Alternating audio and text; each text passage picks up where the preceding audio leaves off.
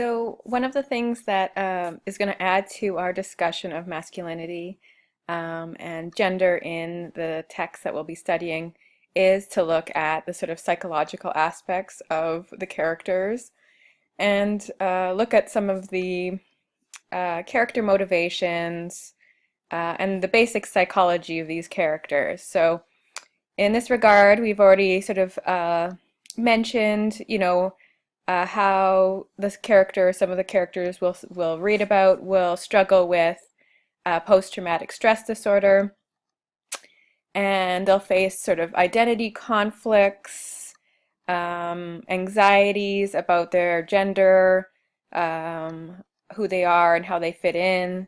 So it's going to be an important part of our discussion of gender to look more closely at sort of psychology as well. So keep that in mind as well when you're adding to the forum discussions.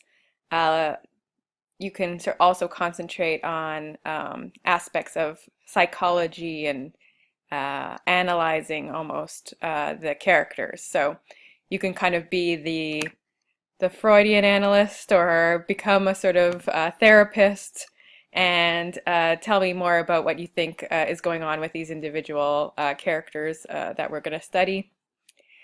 So before we wrap up our discussion of trauma and its relationship with masculinity, I do want to briefly mention the work by Sigmund Freud called Beyond the Pleasure Principle. And this is a very influential piece of writing by Freud. And he was actually talking about the experiences of war veterans. And he saw behavior in the soldiers who had returned from the war and witnessed how they were suffering from symptoms and nightmares and other sort of symptomatic behavior. And his sort of theory of the human mind kind of developed more based on his observations of these trauma survivors, trauma victims, these veterans who came back and returned from the war. So his work with trauma survivors really sort of inspired his thoughts on the death drive and repression. And if you look at this sort of image of the mind, it's kind of depicted as an iceberg, right? So in Freudian theory, the part of your mind that, is the conscious mind is that which we sort of understand, and it's our rational thoughts, our day-to-day conscious thoughts. So while we're awake and fully rational and logical, that's our conscious mind at work. But buried underneath the surface, we have a whole bunch of unconscious elements. These are drives, feelings, urges, all these types of things that are sort of more instinctual and not fully controlled or understood by our conscious mind. And so the iceberg, like the iceberg, a lot goes on below the surface.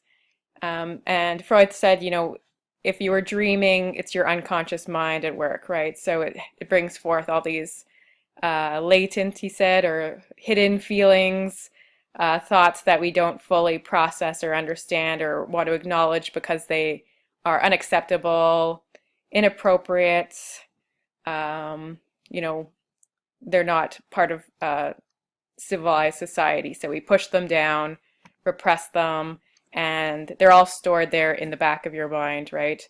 Ready to come forth and cause all sorts of problems in your life.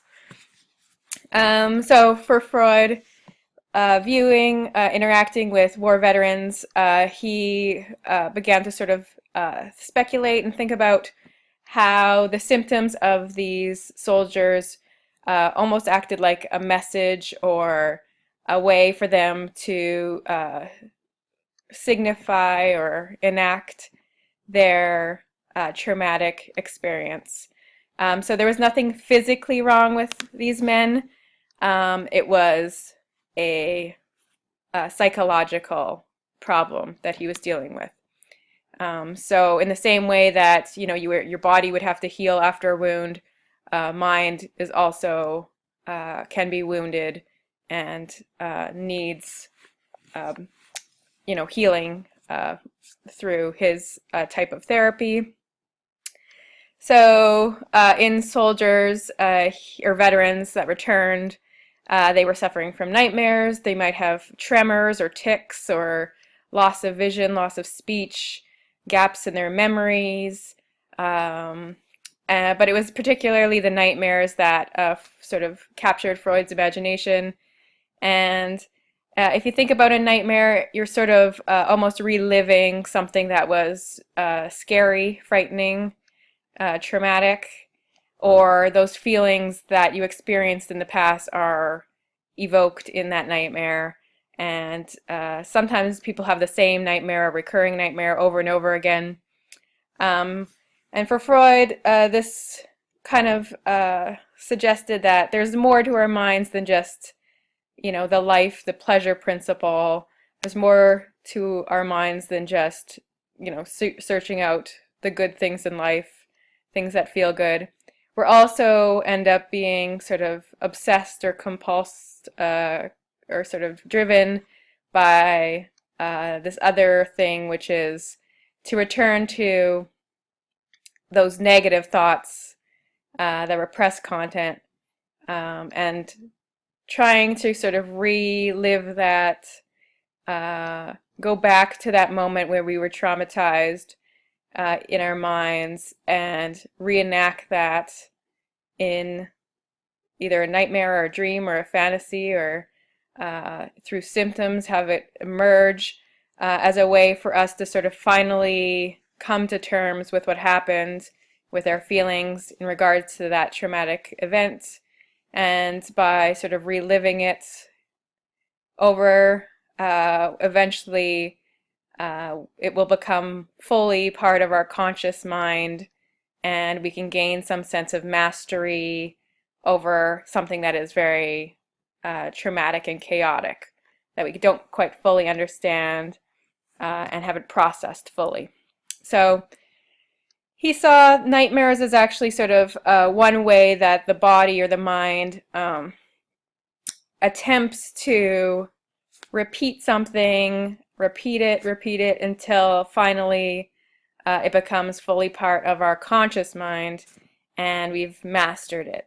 So if you acknowledge what is troubling you, usually you feel a lot better afterwards, right? So if something's been weighing on your mind, you feel guilty about something, and you don't talk about it, you just keep repressing it, putting it behind, or not talking about it, you're going to make yourself sick, is essentially what happens. But Freud was saying if you actually tap into that unconscious memory, discuss it with somebody, talk about it, deal with your emotions, your conflicts, your anxieties, and actually sort of process that experience by talking about it, and understanding it, understanding why that happened, what you could have done, or what would have happened inevitably.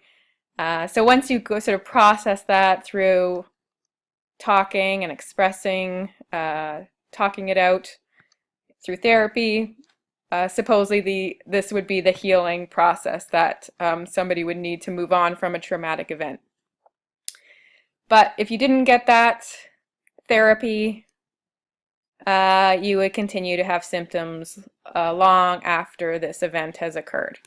So repression is never a good thing. So if you keep pushing down your feelings, your anger, your sadness, your feelings of guilt, something that was horrible, or you couldn't fully process or understand, if you keep pushing all those feelings or memories down, never deal with them, the results were evident of that in the returning veterans who suffered from a lot of post-traumatic stress disorder. That's what we would have called it nowadays.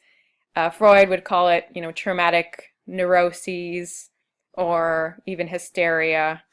So these were other types of diagnosis that would have been used to describe what was happening to all these wounded, mentally scarred soldiers who returned from the battlefields and were suffering all these symptoms. So it's an interesting concept or idea, and the ideas of repression, trauma, and even the unconscious mind. They're all sort of part of what we can do when we're analyzing the characters of a text. So why they do a certain thing, what are they dealing with, or what are the issues that are unresolved in their lives? Can we explain some of their behavior based on something in their past? So that's sort of, I want you to think about that as well when you're reading. So put on your psychologist hat and also, analyze the characters. Don't just look at the surface of them, try to figure them out, dig in their minds, and do a little bit of sort of psychology while you're reading. Okay, so that'll be a part of our forum discussions as well. So try that as well in addition to reading for gender.